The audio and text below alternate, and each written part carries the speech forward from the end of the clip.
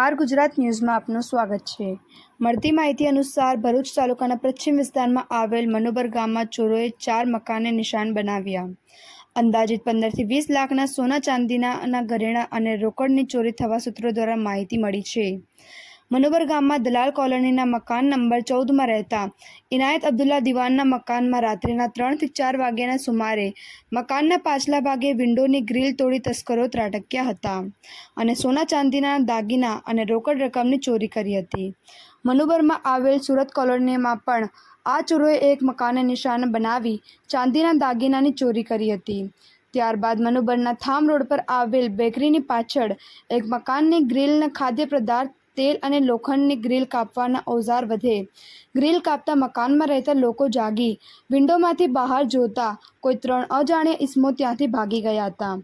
Manubar Tham road પર આવેલ દલાલ કોલોનીના 14 નંબરના મકાનમાં એ ચોરોએ નિશાન બનાવ્યું હતું અને મોટી માત્રામાં ચોરી કરી રફુચક્કર થઈ ગયા હતા। ચોરી થયાની જાણ પરિવારને થતાં એમને કોલોનીના વ્યક્તિને ભેગા કર્યા હતા અને તાત્કાલિક ભરૂચ તાલુકાના પોલીસ સ્ટેશનને જાણ કરી હતી। ભરૂચ તાલુકા પોલીસ સ્ટેશન પીઆઈ ઝાલા સાહેબ તથા પોલીસ સ્ટેશનના અમલદારો તાત્કાલિક ઘટના સ્થળે આવી ગયા હતા અને ચોરી થયેલ મકાનોની સ્થળની તપાસ કરતી કાયદેસરની કાર્યવાહી હાથ ધરી। ચોરી થયેલ મકાનોમાં ડોગની મદદથી અને એફએસએલના અધિકારીઓની મદદથી મનુબર ગામના સીસીટીવી કેમેરાની મદદથી તાલુકા પોલીસ સ્ટેશનના પીઆઈ ઝાલા સાહેબ આગળની તપાસ હાથ ધરી છે। આ ચોરીની ઘટના પહેલાં મનુબર પાસે આવેલ કરમાડ ગામમાં નવી નગરી વિસ્તારમાં પણ આ ચોરી બની છે।